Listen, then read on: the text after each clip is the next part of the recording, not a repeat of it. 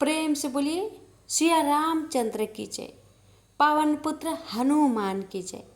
प्यारे भक्तों, आज भादो मास के प्रथम मंगलवार के दिन जरूर सुने भगवान राम और हनुमान जी की पावन कथा।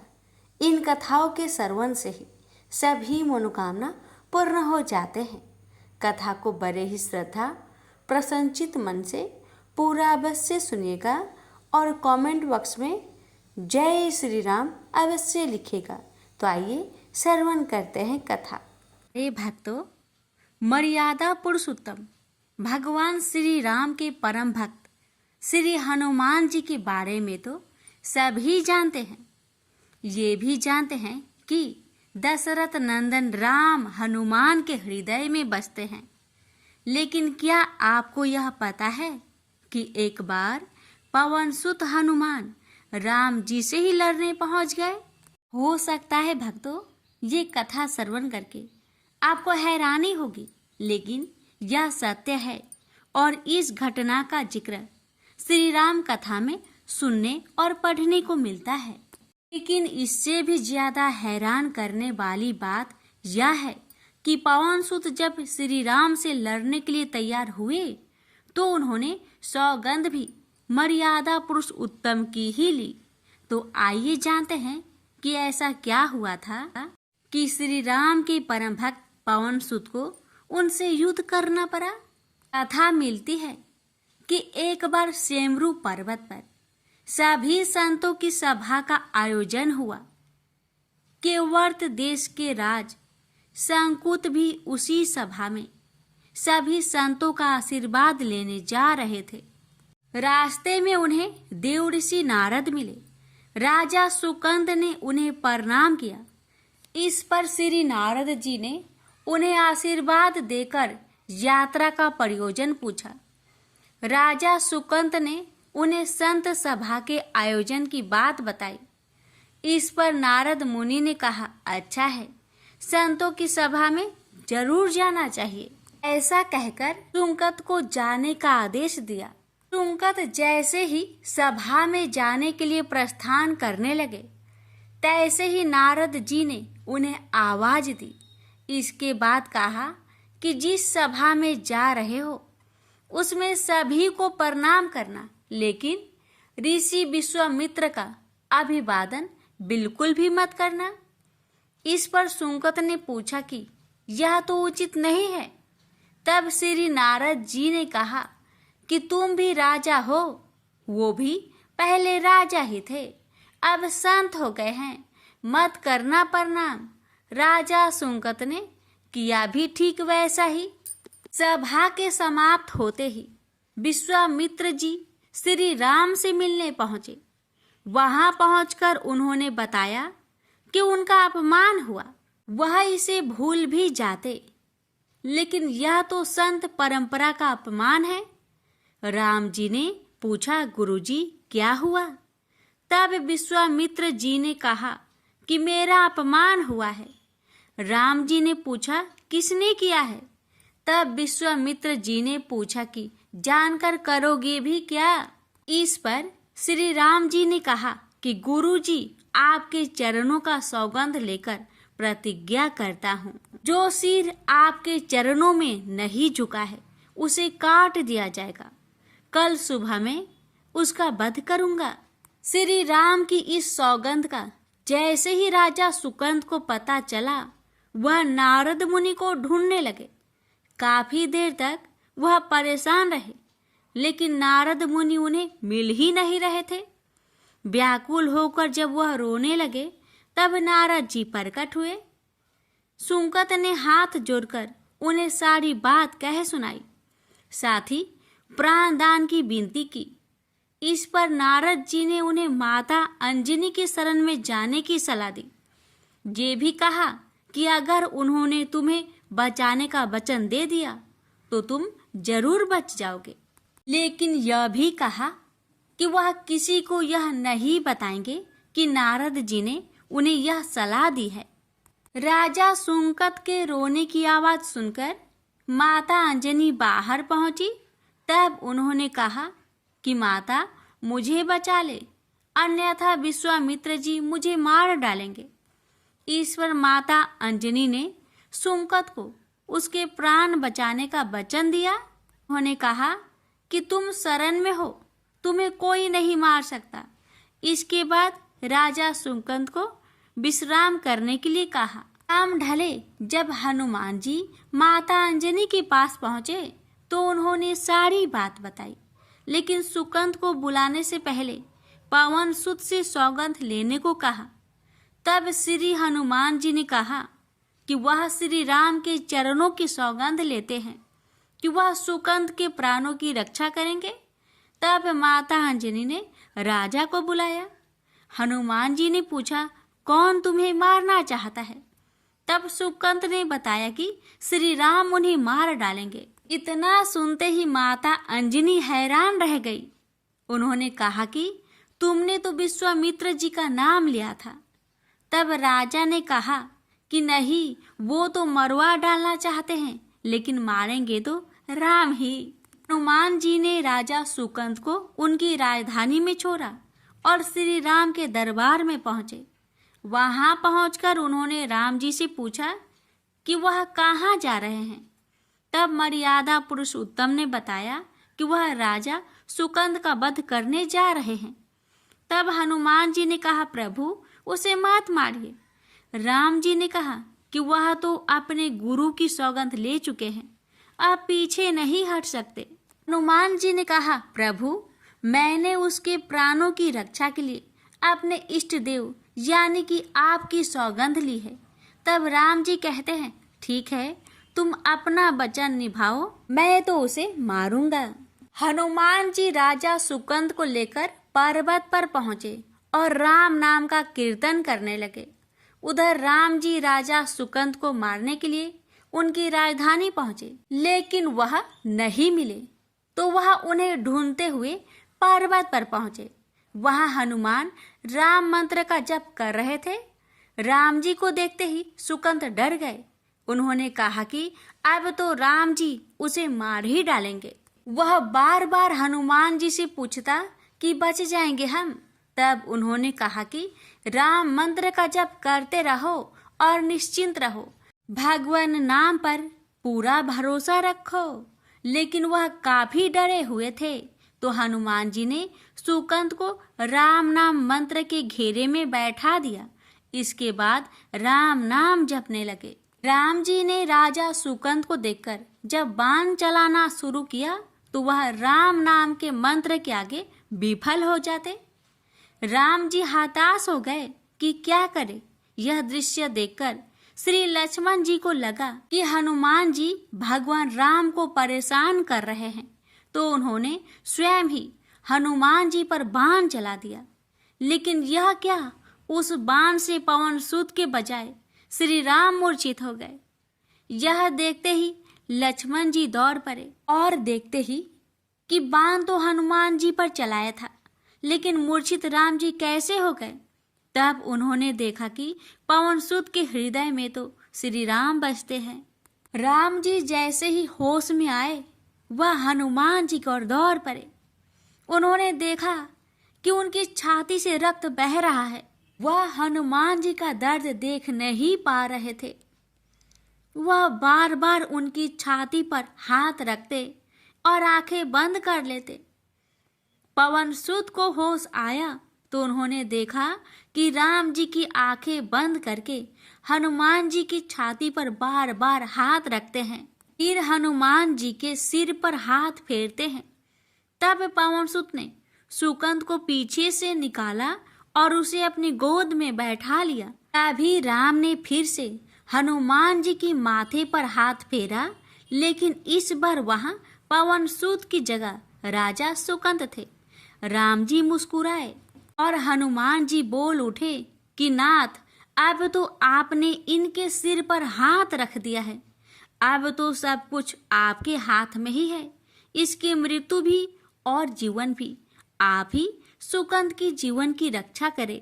राम जी ने हनुमान जी से कहा कि जिसे तुम अपनी गोद में बैठा लो, उसके सिर पर तो मुझे हाथ रखना ही पड़ेगा। लेकिन गुरुजी को क्या जवाब देंगे? तभी हनुमान जी को विश्वामित्र जी सामने से आते दिखाई पड़े। उन्होंने राजा सुकंद से कहा कि जाओ, तब प्रणाम नहीं किया तो क्या हुआ, अब कर लो।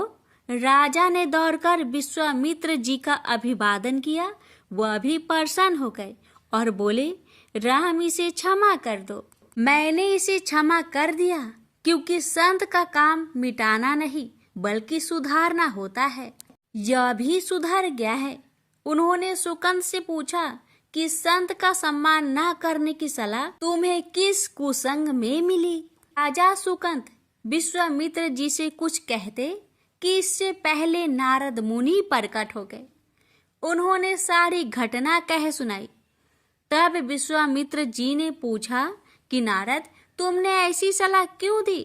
तब नारद जी ने कहा, अक्सर ही लोग मुझसे पूछते थे कि राम बरे या राम का नाम बरा, तो मैंने सोचा कि क्यों न कोई लीला हो जाए कि लोग अपने आप ही समझ ले कि भगवान से अधिक भगवान के नाम की ही महिमा है।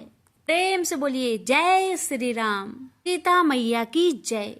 पवन पुत्र हनुमान की जय। हनुमान जी और उनके पुत्र मकरध्वज की कथा। पवन पुत्र हनुमान बाल ब्रह्मचारी थे, लेकिन मकरध्वज को उनका पुत्र कहा जाता है। यह कथा उसी मकरध्वज की है। वाल्मीकि रामायण के अनुसार लंका जलाते समय आग की तापिश के कारण हनुमान जी को बहुत पसीना आ रहा था। इसलिए लंका दहन के बाद जब उन्होंने अपनी पूंछ में लगी आग को बुझाने के लिए समुद्र में छलांग लगाई, तो उनके शरीर से पसीने की एक बड़ी सी बूंद समुद्र में गिर पड़ी। उस समय एक बड़ी मछली ने भोजन समझ वह बूंद निगल ली। उसके उदर में जाकर वह बूंद एक शरीर में बदल गई। एक दिन पाताल के असुर राज अहिरावण के सेवकों ने उस मछली को पकड़ लिया। जब वे उसका पेट चीर रहे थे, तो उसमें से बानर की आकृति का एक मनुष्य निकला। वे उसे अहिरावण के पास ले गए। अहिरावण ने उसे पातालपुरी का रक्षक नियुक्त कर दिया। यही बानर हनुमान पुत्र मकरध्वज के नाम से प्रसिद्ध हुआ। तब राम और रावण में युद्ध हो रहा था। तब रावण की आज्ञा अनुसार अहिरावण राम लक्ष्मण का अपहरण कर उन्हें पातालपुरी ले गया। उनके अपहरण से बानर सेना भयभीत व शोकाकुल हो गई। लेकिन विभीषण ने यह भेद हनुमान के समक्ष प्रकट कर दिया। तब राम लक्ष्मण की सहायता के लिए हनुमान जी पातालपुरी पहुंचे। तब उन्होंने पाताल के द्वार पर एक बानर को देखा तो वे आश्चर्यचकित हो गए। उन्होंने मकरध्वज से उसका परिचय पूछा। मकरध्वज अपना परिचय देते हुए बोला, मैं हनुमान पुत्र मकरध्वज हूँ और पातालपुरी का द्वारपालक हूँ। मकरध्वज की बात सुनकर हनुमान क्रोधित होकर बोले, यह तुम क्या कह रहे हो दुष्ट? मैं बाल ब्रह्मचारी हूँ, फिर भला तुम मेरे पुत्र कैसे हो सकते हो? हनुमान का परिचय पाते ही मकरध्वज उनके चरणों में गिर गया और उन्हें प्रणाम कर अपनी उत्पत्ति की कथा सुनाई। हनुमान जी ने भी मान लिया कि वह उनका ही पुत्र है, लेकिन यह कहकर कि वे अभी अपने श्री राम और लक्ष्मण को लेने आए हैं। जैसे ही द्वार की ओर बढ़े, वैसे ही मकरध्वज उनका मार्ग रोकते हुए बोला, पिताश्री, यह सत्य है कि मैं आपका पुत्र हूँ, लेकिन अभी मैं अपने स्वामी की सेवा में हूँ, इसलिए आप अंदर नहीं जा सकते। हनुमान ने मकरध्वज को अनेक प्रकार से समझाने का प्रयास किया, किंतु वह द्वार से नहीं हटा। तब दोनों में घोर युद्ध शुरू हो गया। देखते ही देखते हनुमान जी उसे अपनी पूंछ में बांधकर पाताल में प्रवेश कर गए।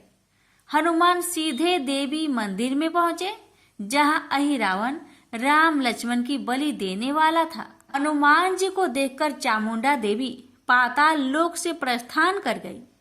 तब हनुमान जी देवी रूप धारण करके वहां स्थापित हो गए। कुछ देर के बाद अहिरावण वहां आया और पूजा अर्चना करके जैसे ही उसने राम लक्ष्मण की बलि देने के लिए तलवार उठाई, वैसे ही भयंकर गर्जना करते हुए हनुमान जी प्रकट हो गए और उसी तलवार से अहिरावण का वध कर दिया। उन्होंने राम लक्ष्मण को बंधन मुक्त किया। तब श्री राम ने पूछा, हनुमान, तुम्हारी पूंछ में यह कौन बंधा है? बिल्कुल तुम्हारे ही समान लग रहा है, इसे खोल दो। हनुमान ने मकर ध्वज का परिचय देकर उसे बंधन मुक्त कर दिया। मकर ध्वज ने श्री राम के समक्ष सिर झुका लिया।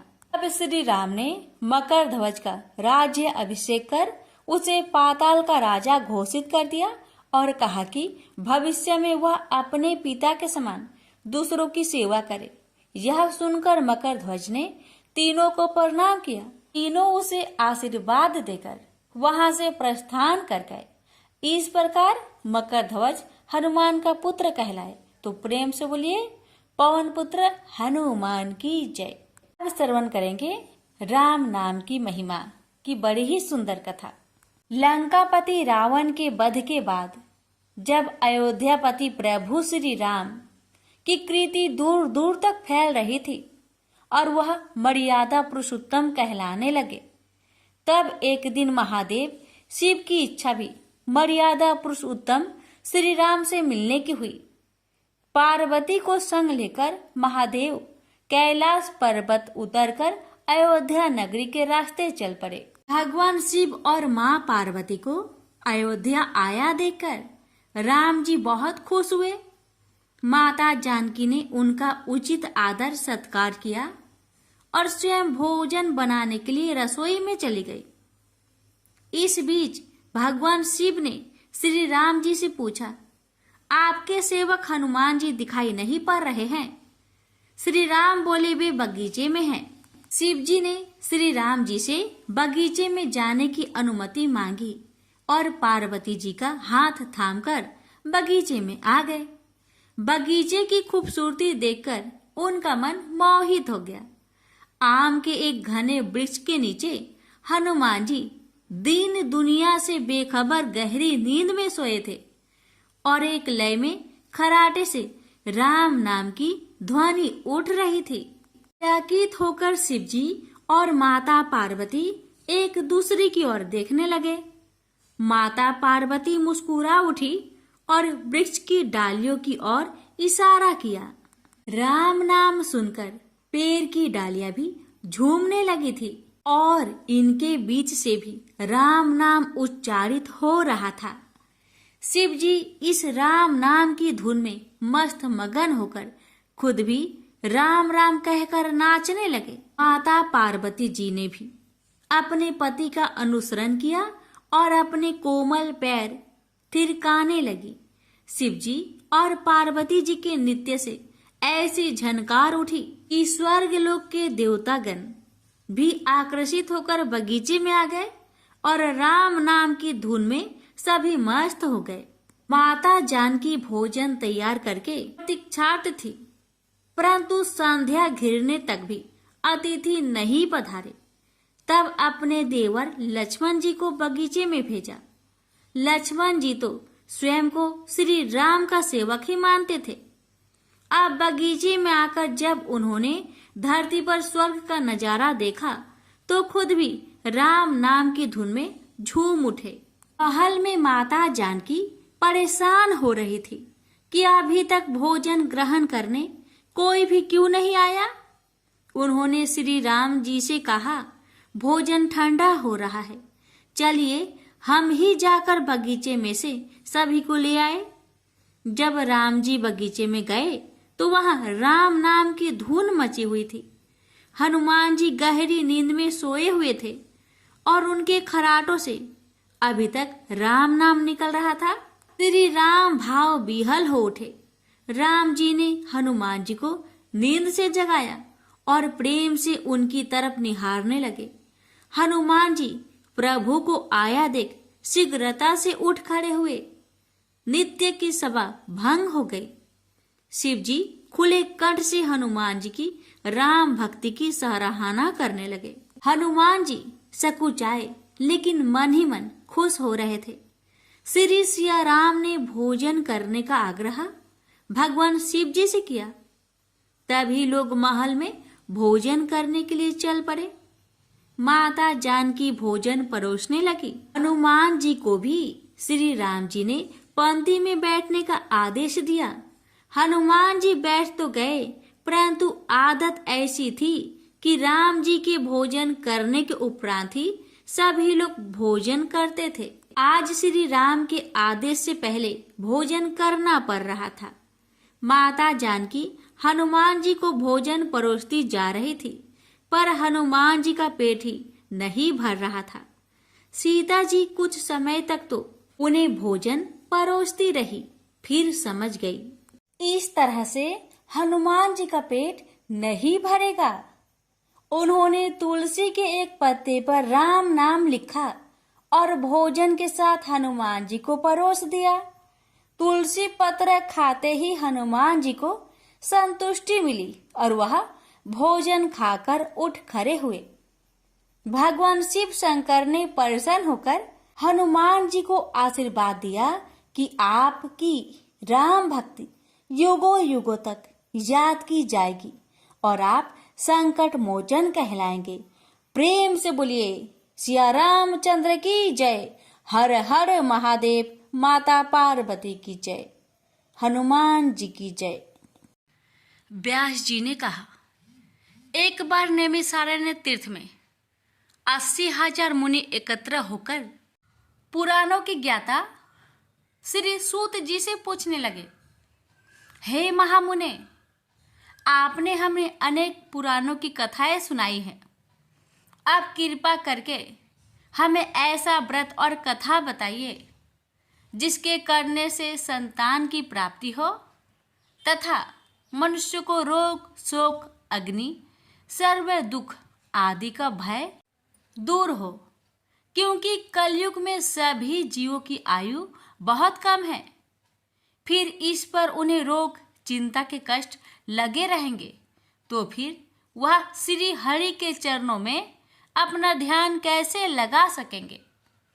श्री सूत जी बोले, हे मुनियों, आपने लोक कल्याण के लिए बहुत ही उत्तम बात पूछी है। एक बार युधिष्ठिर ने भगवान श्री कृष्ण से लोक कल्याण के लिए यही प्रश्न किया था। भगवान श्री कृष्ण और युधिष्ठिर का संवाद तुम्हारे सामने कहता हूँ, ध्यान देकर सुनो। एक समय पांडवों की सभा में श्री कृष्ण जी बैठे हुए थे। तब युधिष्ठिर ने भगवान श्री कृष्ण से प्रश्न किया, हे प्रभु नंद नंदन गोविंद, आपने मेरे लिए अनेकों कथाएं सुनाई हैं। आज आप कृपा करके ऐसा व्रत या कथा सुनाइए जिसके करने से मनुष्य को रोग चिंता का भय समाप्त हो और उसको पुत्र की प्राप्ति हो। हे प्रभु, बिना पुत्र के जीवन व्यर्थ है। पुत्र के बिना मनुष्य नरकगामी होता है। पुत्र के बिना मनुष्य पितृ ऋण से छुटकारा नहीं पा सकता और ना ही उसका पुण्यक नामक नरक से उद्धार हो सकता है। अतः पुत्रदायक व्रत बतलाइए। श्री कृष्ण भगवान बोले, हे राजन, मैं एक प्राचीन इतिहास सुनाता हूँ, आप उसे ध्यान पूर्वक सुनो। कुंडलपुर नामक एक नगर था। उसमें नंदा नामक एक ब्राह्मण रहता था। भगवान की कृपा से उसके पास सब कुछ था, फिर भी वह दुखी था। उसका कारण यह था कि ब्राह्मण की स्त्री सुनंदा की कोई संतान न थे। सुनंदा पतिव्रता थी, भक्ति पूर्वक श्री हनुमान जी की आराधना करती थी। मंगलवार के दिन व्रत करके अंत में भोजन बनाकर हनुमान जी का भोग लगाने के बाद स्वयं भोजन करती थी। एक बार मंगलवार के दिन ब्राह्मणी गृह कार्य की अधिकता के कारण हनुमान जी को भोग ना लगा सकी, तो इस पर उसे बहुत दुख हुआ।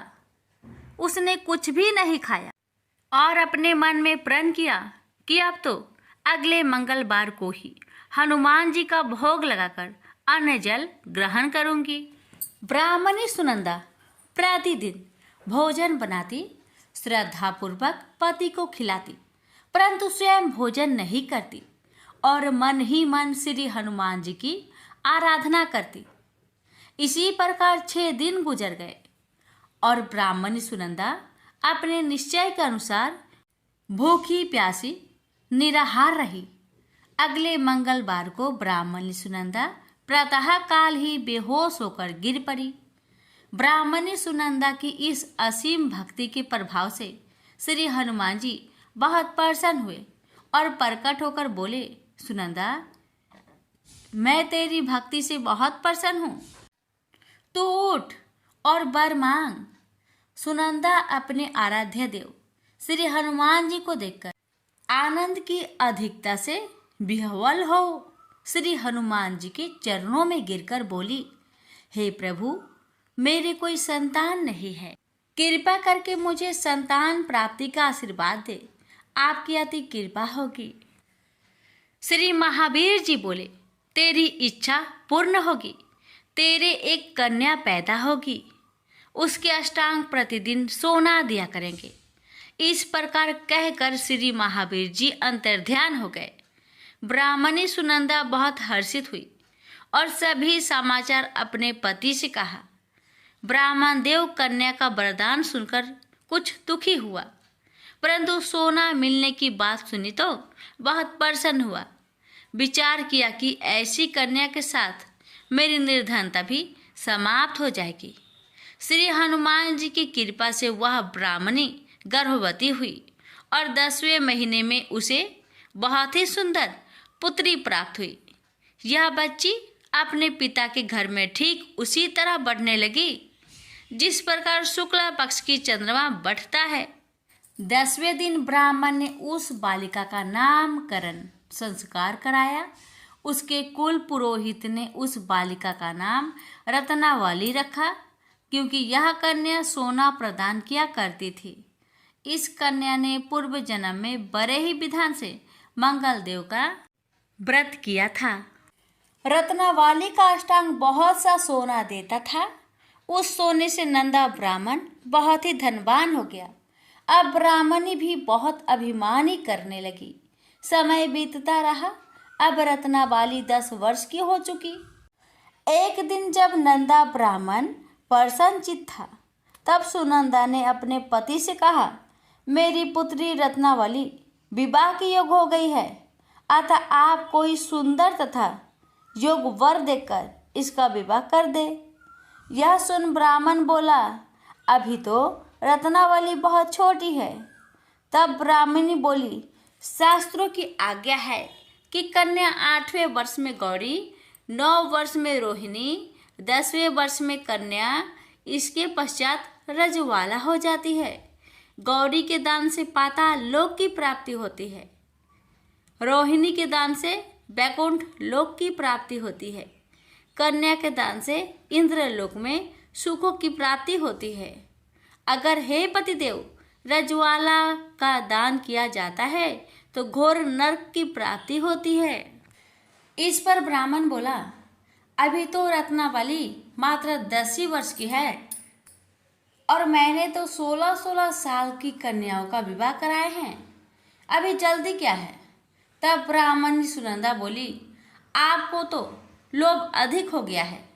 शास्त्रों में कहा गया है कि माता पिता और बड़ा भाई रजवाला कन्या को देखते हैं तो वह अवश्य नरकगामी होते हैं।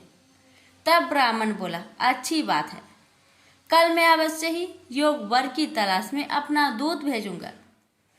दूसरे दिन ब्राह्मण ने अपने दूत को बुलाया और आज्ञा दी कि जैसी सुंदर मेरी कन्या है वैसा ही सुंदर वर उसके लिए तलाश करो। दूत अपने स्वामी की आज्ञा पाकर निकल पड़ा। पंपई नगर में उसने एक सुंदर लड़के को देखा। यह बालक एक ब्राह्मण परिवार का बहुत गुणवान पुत्र था। इसका नाम सोमेश्वर था। दूत ने इस सुंदर व गुणवान ब्राह्मण पुत्र के बारे में अपने स्वामी को पूर्ण विवरण दिया। ब्राह्मण नंदा को भी सोमेश्वर अच्छा लगा और फिर शुभ मुहूर्त में विधि पूर्वक कन्यादान करके ब्राह्मण ब्राह्मणी संतुष्ट हुए, परंतु ब्राह्मण के मन तो लोभ समाया हुआ था। उसने कन्यादान तो कर दिया था, पर वह बहुत खिन्न भी था।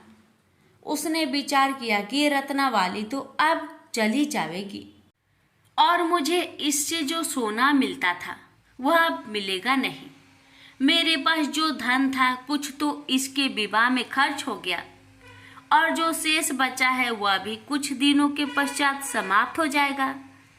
मैंने तो इसका विवाह करके बहुत बड़ी भूल कर दी है।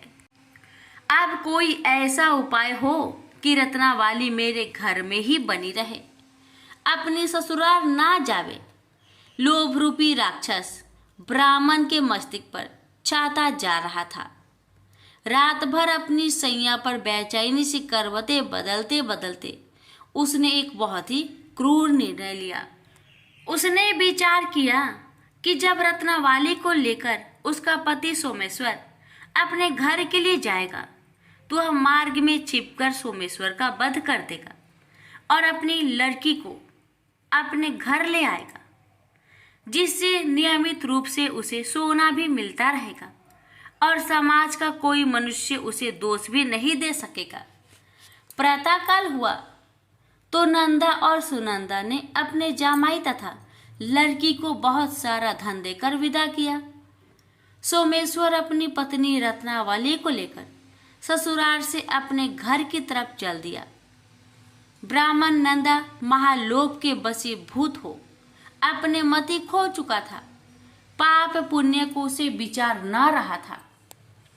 अपने भयानक व क्रूर निर्णय को कार्य रूप देने के लिए उसने अपने दूत को मार्ग में अपने जामाई का वध करने के लिए भेज दिया था, ताकि रत्नावली से प्राप्त होने वाला सोना उसे हमेशा मिलता रहे और वो कभी निर्धन ना हो। ब्राह्मण के दूत ने अपने स्वामी की आज्ञा का पालन करते हुए उसके जमाई सोमेश्वर का मार्ग में ही वध कर दिया। समाचार प्राप्त कर ब्राह्मण नंदा मार्ग में पहुंचा और रुदन करते अपनी पुत्री रत्नावली से बोला, हे पुत्री, मार्ग में लुटेरों ने तेरे पति का वध कर दिया है। भगवान की इच्छा के आगे किसी का कोई बस नहीं चलता है। अब तू घर चल, वहां पर ही रहकर शेष जीवन व्यतीत करना। जो भाग्य में लिखा है वही होगा। अपने पति की अकाल मृत्यु से रत्नावली बहुत दुखी हुई। करुण क्रंदन व रुदन करते हुए अपने पिता से बोली, हे पिताजी, इस संसार में जिस स्त्री का पति नहीं है उसका जीना व्यर्थ है। मैं अपने पति के साथ ही अपने शरीर को जला दूंगी और सती होकर अपने इस जन्म को माता पिता के नाम को तथा सास ससुर के यश को सार्थक करूंगी। ब्राह्मण नंदा अपनी पुत्री रत्नावली के वचनों को सुनकर बहुत दुखी हुआ। विचार करने लगा, मैंने व्यर्थ ही जामाई वध का पाप अपने सिर लिया। रत्नावली तो उसके पीछे अपने प्राण तक देने को तैयार हो। मेरा तो दोनों तरफ से मरण हो गया। धन तो अब मिलेगा नहीं। जामाई वध के पाप के फलस्वरूप यम यातना भी भुगतनी पड़ेगी। यह सोचकर वह बहुत खिन्न हुआ। सोमेश्वर की चिता बनाई गई। रत्नावली सती होने की इच्छा से अपने पति का सिर अपनी गोद में रखकर चिता में बैठ गई। जैसे ही सोमेश्वर की चिता को अग्नि लगाई गई, वैसे ही प्रसन्न हो मंगलदेव वहां प्रकट हुए और बोले, हे रत्नावली, मैं तेरी पति भक्ति से बहुत प्रसन्न हूँ, तू वर मांग। रत्नावली ने अपने पति का जीवन दान मांगा। तब मंगलदेव बोले, रत्नावली, तेरा पति अजर अमर है, यह महाविद्वान भी होगा और इसके अतिरिक्त तेरी जो इच्छा हो वर मांग। तब रत्नावली बोली, हे ग्रहों के स्वामी, यदि आप मुझ पर प्रसन्न हैं तो मुझे यह वरदान दीजिए कि जो भी मनुष्य मंगलवार के दिन प्रातः काल लाल पुष्प लाल चंदन से पूजा करके आपका स्मरण करे, उसको रोग व्याधि ना हो, सज्जनों का कभी वियोग ना हो, सर्प अग्नि तथा शत्रुओं का भय ना रहे, जो स्त्री मंगलवार का व्रत करे वह कभी विधवा ना हो। मंगलदेव तथास्तु कहकर अंतर्ध्यान हो गए। सोमेश्वर मंगलदेव की कृपा से जीवित हो उठा। रत्नाबाली अपने पति को पुनः प्राप्त कर बहुत प्रसन्न हुई और मंगलदेव का व्रत प्रत्येक मंगलवार को करके व्रतराज और मंगलदेव की कृपा से इस लोक में सुख ऐश्वर्य को भोगते हुए अंत में अपने पति के साथ स्वर्गलोक को गई। प्रेम से बोलिए मंगल देव की जय।